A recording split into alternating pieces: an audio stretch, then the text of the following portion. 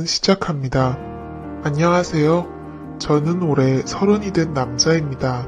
이런 고민을 어디에다가 털어놓을지 몰라서 벙어리 냉가슴으로 끙끙 앓고 지낸 지 반년째입니다. 조심스럽게 사연을 써서 보내니 현실적인 조언을 부탁드립니다. 저는 어릴 적에 어머니를 잃었습니다. 사고로 떠나보낸 후 아버지께서 절 혼자 키우셨습니다. 지방 전국 각지를 돌아다니며 현장 일을 하시며 저를 키우기 위해서 애쓰셨습니다. 저는 혼자 살 수는 없으니 고모네, 삼촌네 등을 전전하며 학창시절을 보냈습니다. 그렇다 보니 어느 한 곳에 오래 머물러 있지 못해서 친구들을 사귀는 것이 무척이나 힘들었습니다. 남들이 동창 모임이나 동네 친구와 약속을 잡고 만나는 모습을 보면 한없이 부러워지곤 했습니다. 그런 제가 마음을 열고 친해지게 된 사람들이 있습니다. 바로 동호회 사람들입니다. 저는 20살 때부터 동호회 활동을 했습니다. 다름 아닌 절약 동호회라는 모임입니다. 여타 동호회처럼 먹고 마시고 어울리는 곳이 아닌 절약하는 방법에 대해 논의하고 정보를 나누는 곳이었습니다. 이렇게 현실적인 동호회 활동을 하게 된 이유는 바로 가정환경 때문이었습니다. 아무리 아버지께서 타지에서 돈을 벌어 보내주신다 해도 그 돈이 넉넉할 수가 없었습니다. 게다가 언제까지고 아버지 신세를 지며 살 수 없었기 때문이죠. 대학의 진학도 그런 이유로 포기했습니다. 솔직히 저는 공부하는 것이 무척 즐거운 사람입니다. 무언가를 배운다는 것은 언제나 흥미 깊고 행복했습니다. 그래도 그 모든 것을 누릴 수 있는 여건이 갖춰진 사람이나 배움을 계속하는 것이지 저 같은 사람에게는 꿈 같은 신기루였습니다. 20살이 되자마자 저는 별의별 일을 다 했습니다. 물론 고등학교 때부터 아르바이트는 시작했습니다. 학생일 때에는 법적인 사항 때문에 일할 수 있는 종류의 제약이 적어서 큰 돈을 벌지 못했어요. 그런데 성인이 되자마자 제가 지원할 수 있는 일들이 무척 많아서 신이 나더군요. 노가다부터 식당일, 택배 상하차까지 안 해본 일이 없는 것 같습니다. 그렇게 다양한 일을 하던 중 이렇게 여러 가지 일을 이것저것 하다가는 전문적인 노하우를 쌓는 게 어려울 것 같다는 생각에 좀 더 세분화된 일을 해보기로 마음먹었습니다. 그렇게 제가 집중해서 일을 하게 된 것이 바로 요식업입니다. 초기에는 아침에 주방 보조로 재료를 다듬고 점심 저녁에는 배달을 하며 식당에서 일을 하기 시작했습니다. 이후 주방에 있는 시간을 점차 늘리게 되었습니다. 그러면서 점점 주방 보조로 승격하게 되었죠. 바쁘게 일을 하던 중에도 동호회 활동을 게을리하지 않았습니다. 그러던 어느 날 동호회에 새로운 여자 회원이 들어왔습니다. 상냥한 말투와 부드러운 인상, 그리고 웃을 때 눈이 초승달처럼 변하는 모습에 확 끌리게 되었습니다. 게다가 입술 위에 나 있는 점이 돌아가신 어머니와 똑같은 곳에 위치해 있어서 더욱 시선을 빼앗기게 되었죠. 그녀가 동호회에 들어오게 된 계기는 저와 비슷했습니다. 최근에 아버지께서 돌아가셔서 집안이 힘들어져 조금이라도 절약하고 살기 위해서였습니다. 전 어릴 적부터 뼈저리게 느껴온 그 기분을 그녀와 나눌 수 있다는 사실에 더욱 설렜어요. 그렇게 우리는 천천히 물들듯 가까워져 갔습니다. 남들은 주말에 영화관 데이트를 하거나 동물원에 가는 등 돈을 쓰는 데이트를 하면서 연애를 한다고 하지만 우리는 색달랐습니다. 둘이 같이 단기 알바에 지원해서 행사 판촉을 한다거나 결혼식장 웨딩홀 서빙 아르바이트를 하면서 시간을 함께 보냈습니다. 식사 시간에 밥을 먹으며 오늘 하루도 뿌듯하게 돈 벌었다며 서로를 북돋아주고 행복하게 나날들을 보낼 수 있었습니다. 나처럼 마음이 잘 맞는 여자를 만났다는 사실이 무척 기뻤습니다. 행복한 우리와 달리 그녀의 어머니, 즉 예비 장모님은 그리 기뻐하시지 않았습니다. 처음부터 대놓고 저를 마음에 들지 않아 하셨습니다. 엄마 없이 자라내는 정이 없다는 둥 아버지의 직업이 마음에 안 든다는 둥 여러 점을 꼬집으며 싫어하셨습니다. 그래도 그녀와 저는 꿋꿋이 정을 이어나갔습니다. 자식 이기는 부모 없다는 말처럼 결국 예비 장모님은 두 손 두 발 드셨습니다. 마지못해 저를 받아주긴 했다만 사사건건 시비를 거시는 게 느껴졌습니다. 집에서 가구를 옮겨야 하는데 허리가 아프다는 말에 불이 나게 달려갔더니 온 집안의 가구 위치를 바꾸게 하셨고 쉬는 날 굳이 불러내셔서 이불 빨래를 시키기도 하셨습니다. 아끼고 사느라 차를 장만하지 않았는데 누구네 사위는 차도 있고 어딜 태워다 주기도 하는데 우리 사위는 그깟 차도 없다고 매일같이 노래를 부르셨습니다. 참다가 마지못해 중고차로 경차를 장만했더니 그것마저도 싸구려 조그만 차를 샀다고 흉을 보셨습니다. 이런 경차로 우리 딸 데리고 다니다가 사고 나면 바로 큰일 나겠다며 투덜대셨죠. 그런 예비 장모님의 모습에 집사람은 그만 좀 하라고 말렸습니다. 그래도 그때뿐이었죠. 어김없이 매번 저를 만날 때마다 꼬투리 잡을 곳은 없나 살피셨어요. 솔직히 그렇게 구박을 들을 때마다 이 결혼을 꼭 해야 하나 갈등이 되었습니다. 그래도 한없이 사랑스러운 여자친구를 놓치고 싶지 않았습니다. 게다가 우리는 이미 동거를 하고 있었기에 사실혼이나 마찬가지였어요. 저는 제가 일하는 식당 앞에 투룸을 얻고 있었습니다. 여자친구는 다른 지역에 자취를 하고 있었는데 그녀가 일하는 회사가 저희 집에서 그리 멀지 않았습니다. 그래서 우리는 이렇게 양쪽 집값을 낼 바에는 하나로 합치자고 생각 들었어요. 그 당시 우리나라 정서에 맞지 않게 동거로 시작하는 게 좀 잘못이진 않을까 싶었지만 저희가 만나게 된 계기가 절약하는 동호회인 만큼 돈에 대해서는 민감했기에 합치기로 결심했어요. 막상 같이 살게 되면 다툰다고 하지만 우리는 그 모든 게 행복했습니다. 생각보다 싸울 일도 거의 없었어요. 서로 배려하며 맞추고 지냈고 생활 습관도 잘 맞았습니다. 요리와 청소 등 집안일 배분도 알맞게 되어서 아무런 문제 없이 행복한 시간을 이어갈 수 있었죠. 문제는 우리 둘 사이가 아니었습니다. 바로 예비 장모님이었어요. 얼마 지나지 않아 동거한다는 사실을 들키게 되었고 난리가 났습니다. 애미 없이 자란 애랑 만나더니 우리 딸이 발랑 까지게 되었다며 원색적으로 저를 비난하셨습니다. 대체 제 어머니가 일찍 돌아가신 것과 무슨 상관이 있다고 그렇게 말씀하시는 것인지 너무나 서운하고 속상했지만 동거 자체가 그리 좋은 건 아니기에 대꾸하지 않았습니다. 동거 사실을 들키고 난 뒤 결혼에 대한 이야기가 급속도로 진전이 되었습니다. 이렇게 살 바에는 차라리 결혼을 하라고 하셨어요. 의외로 결혼에 대해서는 관대하신 모습을 보고 깜짝 놀랐습니다. 한켠으로 다행이라고 생각했어요. 그래서 아버지께 말씀드린 후 상견례를 하기로 했습니다. 약속된 상견례 날 저희 아버지는 갖고 계신 단 한 벌의 양복을 꺼내 입고 오셨어요. 비록 많이 낡고 유행에 뒤처졌지만 깔끔해서 괜찮다고 생각했습니다. 그런데 그 모습도 예비 장모님은 마음에 들지 않으셨나 봐요. 서로 사돈댁이 처음 인사하는 자리에 후줄근한 옷을 입고 왔다고 두고두고 제 앞에서 흉을 보셨습니다. 마누라가 없으니 그런 것을 옆에서 가르쳐줄 사람도 없다며 말이죠. 그래도 우여곡절 끝에 상견례를 마치고 결혼식 날짜를 정하게 되었습니다. 저희는 지금 월세방 계약이 끝나는 12월에 결혼식을 올리고 싶었습니다. 그러나 예비 장모님께서는 사주팔자를 보러 다녀왔는데 둘이 합치는 날을 10월로 해야 앞으로 돈이 많이 벌리고 손주도 빨리 볼 수 있다며 꼭 그 달에 해야 한다고 하시더군요. 저는 그런 것을 믿지 않았지만 여자친구는 자기의 엄마 성격에 절대 10월로 밀어붙일 게 뻔하니 그냥 그렇게 하자고 하더군요. 한숨이 절로 나왔지만 어쩔 수 없었습니다. 집주인에게 10월에 방을 뺀다고 말했습니다.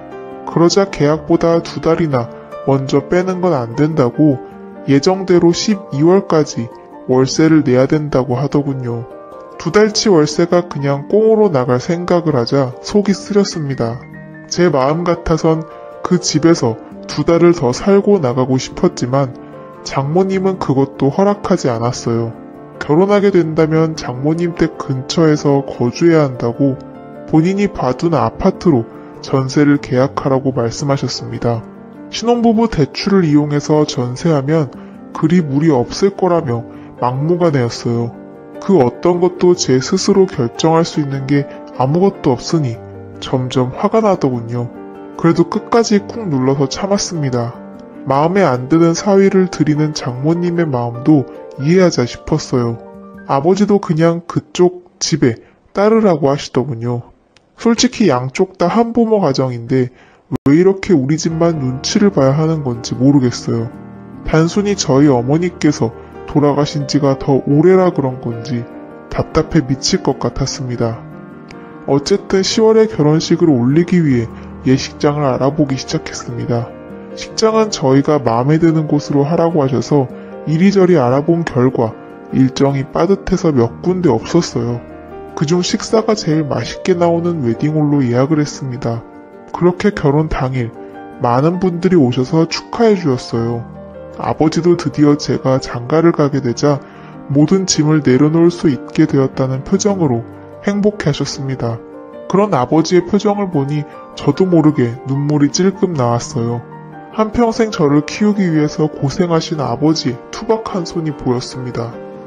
그렇게 나름 감동적인 식을 마친 후 인사를 드리러 다니는데 장모님의 표정이 별로 좋지 않더군요. 무슨 일이 있었나 집사람이 여쭤보니 친척 중 한 명이 교통 불편한 곳에 식장을 잡았다고 흉을 봤다고 하더군요. 내 의견을 묻지도 않고 너네 멋대로 식장을 잡아서 내가 욕을 먹게 됐잖니. 망신도 이런 개망신이 따로 없어. 즐거워야 할 잔칫날 아주 제대로 기분을 잡쳐버렸다. 이래서 내가 애미 없는 놈을 사위로 맡기 싫었던 거야.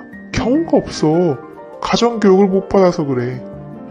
대체 이게 식장 하나로 들을 욕인지 저는 지금도 이해가 가지 않습니다. 게다가 저희가 알아서 잡으라고 말씀하셔놓고 이제 와서 의견을 묻지 않았다고 화를 내시는데 돌아버릴 지경이었죠. 제 표정이 심상치 않자 집사람은 저를 달래기 바빴습니다. 우리 엄마 입이 워낙 좀 걸어서 자기가 좀 이해해줘. 저래도 심성이 나쁘거나 자기 미워하는 건 아니야. 다 우리 걱정돼서 하시는 말씀이야. 전 정말 오롯이 아내 하나를 보고 하는 결혼인데 시작부터 너무 힘들었습니다. 내가 잘해드리면 점점 나아지겠지 라고 스스로를 세뇌하고 다짐했습니다. 그렇게 악몽 같은 신혼생활이 시작되었죠. 장모님의 성화에 못 이겨 계약한 아파트는 생각보다 마음에 들었습니다. 지어진 지 조금 오래된 곳이었지만 방이 무려 3개나 되어서 행복했습니다. 제일 큰 방은 안방, 작은 방 하나는 서재처럼 쓰고 또 하나는 미래의 아기방으로 쓰면 되겠지 싶었습니다. 그렇게 행복한 꿈에 젖어서 인테리어를 하나하나 꾸며나가던 중 황당한 일이 벌어졌습니다. 퇴근하고 오니 난감해하는 집사람 옆에 장모님이 앉아 계시는 것입니다.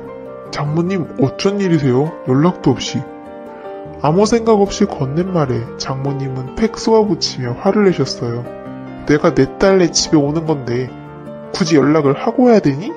제가 낸 돈으로 장만한 집인데 딸네 집이라고 하시니 조금 무안했지만 우리 부부의 집이니 그 말도 아예 틀린 건 아니라 가만히 있었습니다. 그런데 제 눈에 띈 다른 점이 있었습니다. 아기방으로 꾸미려고 텅 비워놓은 3번째 방에 이불 보따리와 캐리어 3개가 늘어서 있는 겁니다. 대체 이게 뭐냐고 황당해하며 물으니 믿을 수 없는 대답이 돌아왔습니다. 오늘부터 내 방으로 쓸 거야. 내가 순간 잘못 들었나 싶어서 아내를 쳐다보니 집사람은 아무 말도 하지 못하고 땅만 바라보고 있더군요. 너네 곧 애 낳을 건데 대체 누가 돌볼 건가? 돈이 썩어나서 도우미를 들이지 않을 거고 내 딸 고생하는 모습 보느니 차라리 내가 도와주려고 하네. 그래서 미리 들어와 있는 건데 자넨 그게 싫은가? 내가 싫은 건가? 아니면 내가 우리 딸 돌봐주는 게 싫은 건가? 둘 중 어느 것이라도 자네가 너무 이기적인 것 아닌가? 애 낳고 몸고생하는 내 딸에게 자네가 뭘 해줄 수 있다고 그렇게 유세야? 대체 무슨 논리인지 이해도 가지 않았지만 장모님의 우김을 아무도 말릴 수 없었습니다. 벌써 장모님 댁은 부동산에 내놓았다는 말에 입이 떡 벌어졌지만 그렇다고 밖으로 내쫓을 수도 없어서 반강제적으로 셋이 살게 되었습니다. 그렇게 지옥 같은 날들이 시작되었습니다. 아침 일찍 일어나지 않으면 그렇게 게을러서 우리 딸을 어떻게 먹여 살릴 거냐고 구박하셨고, 샤워하는 동안 물을 세게 틀어놨다고, 땅 파서 돈이 나오냐고 낭비가 심하다고 화를 내셨습니다.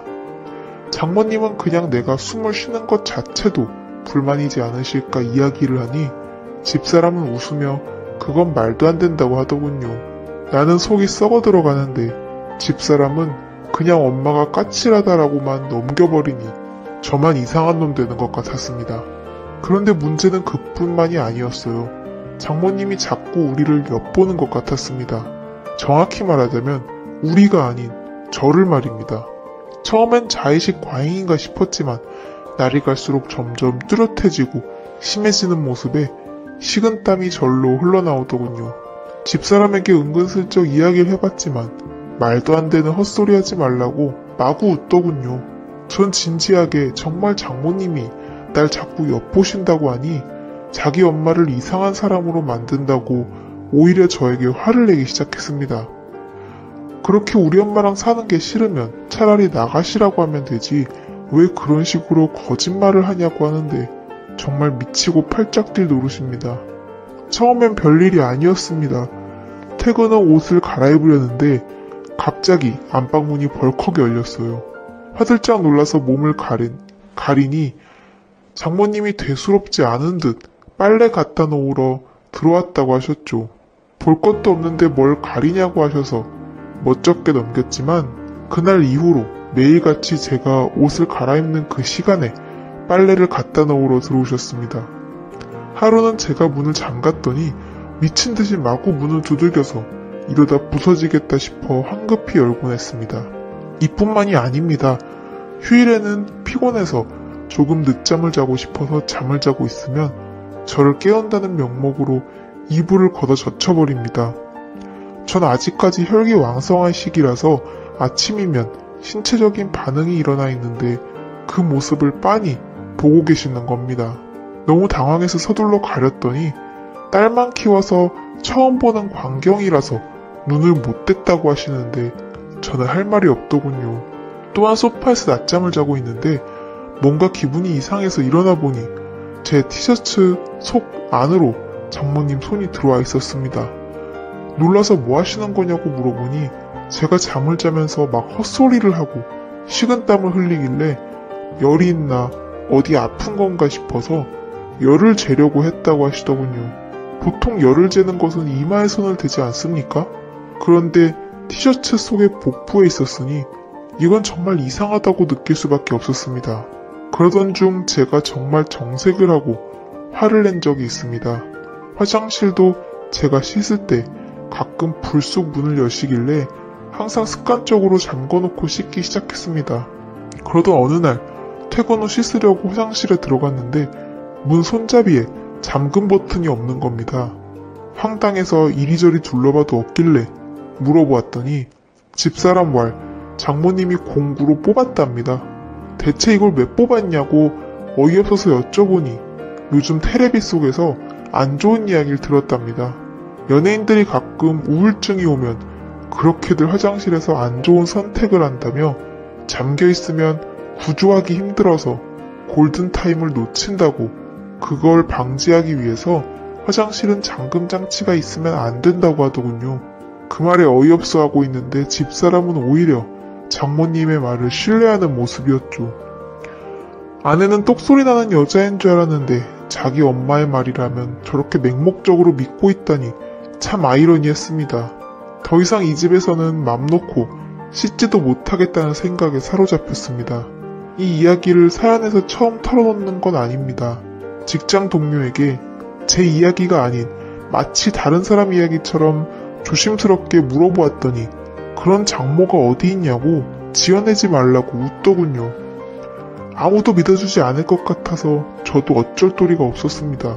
점점 집에 들어가기 싫어지고 밖에서 시간을 보내는 날이 늘어났습니다. 한 번도 그런 적 없는데 제가 방황을 하자 집사람은 오히려 제가 밖에서 여자를 만나고 있는 것이 아닌지 의심을 하더군요. 겨우 아니라고 설득을 했지만 이대로는 못 살 것 같다고 느꼈어요. 그러다 드디어 대망의 사건이 일어났습니다. 장모님과 함께 살고 있어도 아직 우리는 신혼이기에 조심스럽게 부부의 시간을 가지곤 했습니다. 그날도 조용히 그러나 격정적으로 밤을 보낸 후 숨을 돌리고 있었습니다. 집사람이 먼저 화장실에 씻으러 갔고 저는 침대에 누워서 땀을 식히고 있었죠. 그런데 갑자기 찰칵 소리가 들리는 겁니다. 화들짝 놀라서 일어났는데 황급히 자신의 방으로 들어가는 장모님의 모습을 보았습니다. 저는 그 광경에 이성을 잃고 옷도 채 챙겨 입지 않은 채 장모님의 방으로 미친 듯이 쫓아갔습니다. 제 그런 반응을 예상하지 못했는지 장모님은 당황해서 소리를 지르시더군요. 저는 그에 아랑곳하지 않고 장모님의 휴대폰을 뺏었습니다. 소란의 집사람은 샤워를 하다가 뛰쳐나왔고 맨몸으로 장모님과 대치하고 있는 저를 보고 화를 내기 시작했습니다. 자기 엄마 앞에서 뭐하는 짓이냐며 말이죠. 저는 집사람에게 모든 사실을 이야기했습니다. 내 말이 믿겨지지 않으면 지금 바로 장모님 휴대폰 속 사진첩을 열어보자고 했습니다. 비밀번호로 잠겨 있어서 확인할 수 없으니 지금 눈앞에서 비밀번호를 부르라고 했죠. 집사람도 처음엔 믿지 않았지만 제가 이토록 화를 내는 건 처음 보았기에 그렇게 하자고 장모님을 설득했습니다. 그런데 장모님은 입을 꾹 다물고 이야기를 하지 않으셨습니다. 자신은 억울할 뿐만 아니라 핸드폰을 보여줄 의무가 없다며 우기는 장모님의 모습에 집사람은 제발 알려달라고 애원했습니다. 안 그러면 평생 엄마를 안 볼 거라고 화를 내는 집사람의 모습에 장모님은 하는 수 없이 비밀번호를 말했습니다. 핸드폰을 열자마자 사진첩에 등장한 사진은 제 예상대로였습니다. 장모님의 휴대폰 사진첩 속 사진에는 방금 전까지 집사람과 행복한 시간을 보낸 후 누워있는 제가 적나라하게 찍혀 있었죠. 대체 이런 걸 왜 찍었냐고 오열하며 묻는 집사람에게 장모님은 말도 안 되는 변명을 또 하기 시작했습니다. 아니 무당이 말하길 부부관계 직후 신랑을 사진으로 찍으면 아들을 갖는다고 했단다 얘. 난 무당이 시킨 대로 한 것뿐이야. 이번 일은 집사람도 장모님의 편을 들지 않았죠. 차마 모녀관계를 끊을 수 없으니 그냥 이 집을 나가달라고 이야기했습니다. 그날 이후 우리 셋의 관계는 싸늘해졌습니다. 집사람은 장모님을 소 닭 보듯 무시하고 지냈고 장모님은 자신과 딸 사이를 멀어지게 했다며 오히려 절 원망했습니다. 또한 자신의 집은 이미 팔렸으니 지낼 곳을 마련해주지 않으면 안 나갈 거라고 우기는 장모님 때문에 저는 또다시 돈을 들여서 집을 구해드려야 할 판입니다. 앞으로 저는 이런 장모를 모시고 집사람과 평탄히 살아갈 수 있을까요? 그렇다고 저 하나 때문에 하나뿐인 모녀관계를 끊으라고 할 수도 없어서 대체 어떻게 해야 할지 모르겠습니다.